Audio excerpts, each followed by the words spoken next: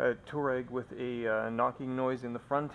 Disconnect the sway bar links so you can manipulate the sway bar. And then what you want to do is just grab the sway bar and shift it. I don't know if you can hear that. I'm not hitting against the links. It's these guys here. You can see the movement here. And it sounds really loud. It's a knocking, and it's a really quick knocking as the wheel goes up and down.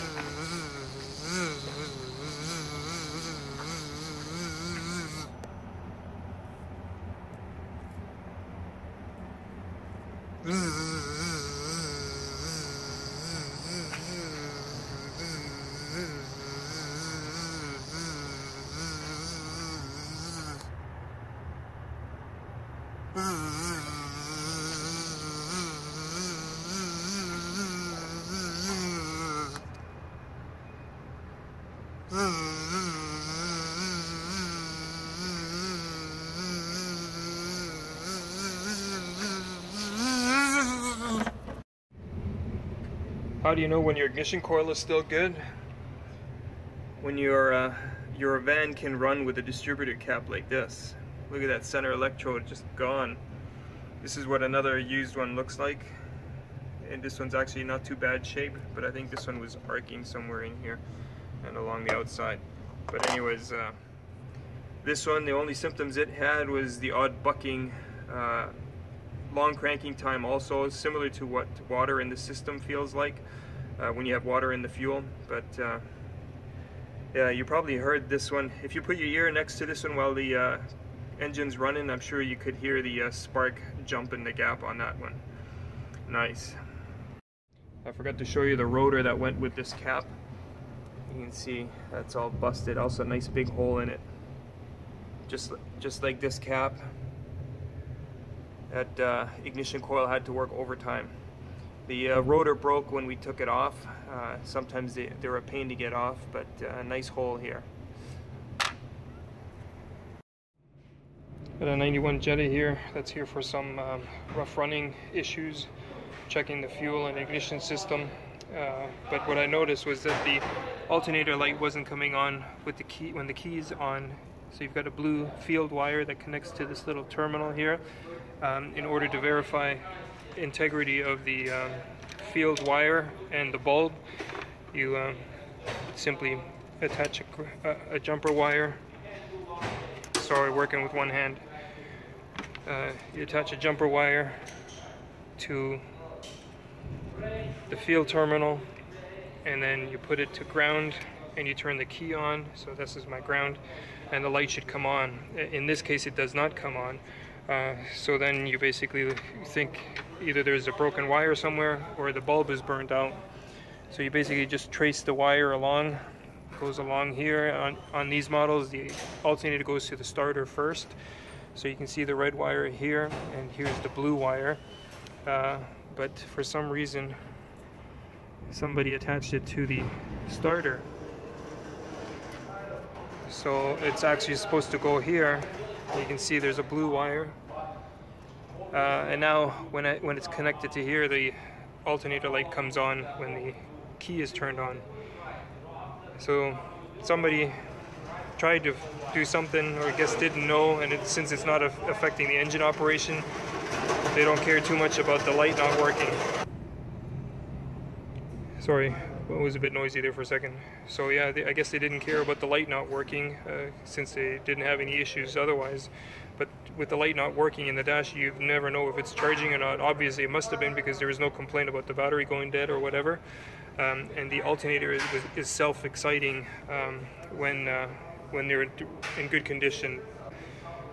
But sometimes when the alternator doesn't get a field signal or current from the bulb in the dash, it won't charge. So in this case, like I said, it was charging, but this is where it's supposed to go. So I don't notice my curse, or aka 318, all the time, but such as this case here. I got into the car. First thing I looked at was the speedometer, the odometer, and I didn't see 318. Drove it around the block, parked it on the hoist, did the oil change. I'm just getting into it now, just trying to drive it back out. And I look at the trip monitor, and it's 318. So see, it doesn't always happen on first glance, but it obviously stuck around long enough for me to notice. Crazy. 93 Eurovan, just in for some bumpers. 318. The earlier video I posted was yesterday. That was Wednesday, April, what was that, 12th? Today is April the 13th, and I have another one. Yay for me!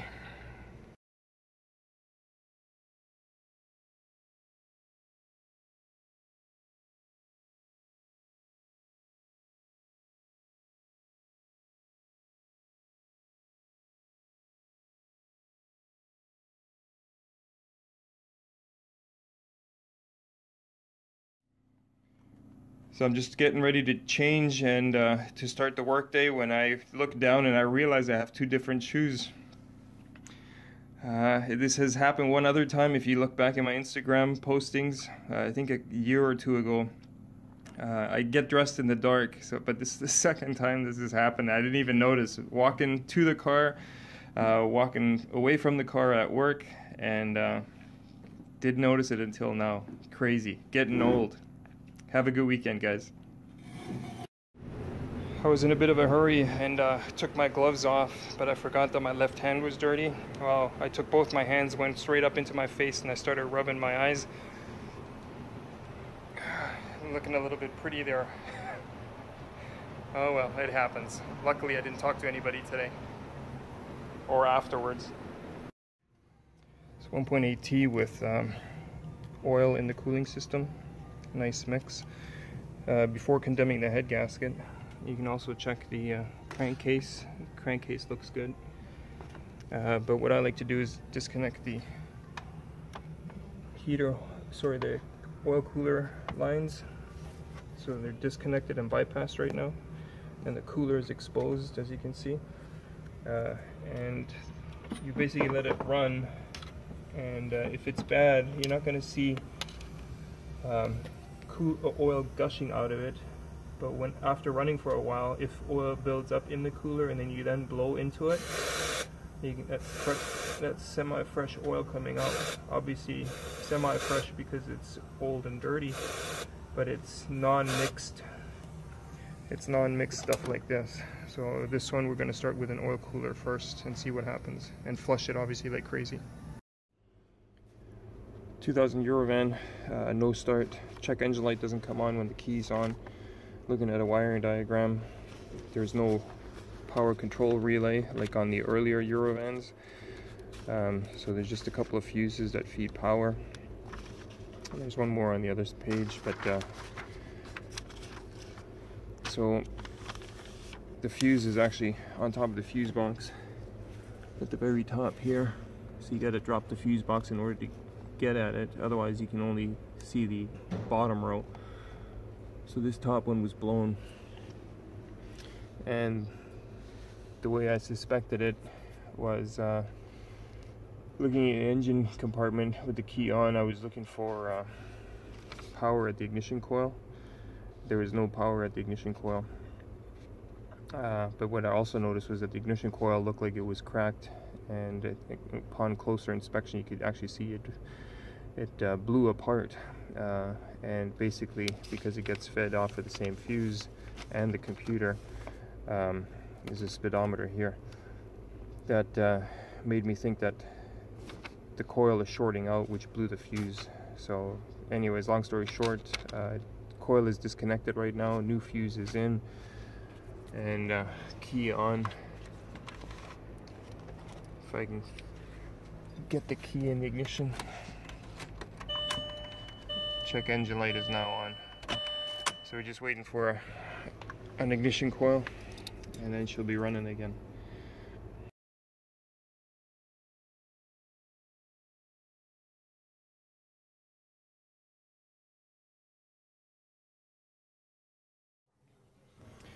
When is adding a hydrogen kit to a car not a good idea? When it causes corrosion and buildup on the throttle body and in the MAF sensor. Talk about trying to hypermile. Vanagon with upper control arm bushing noise.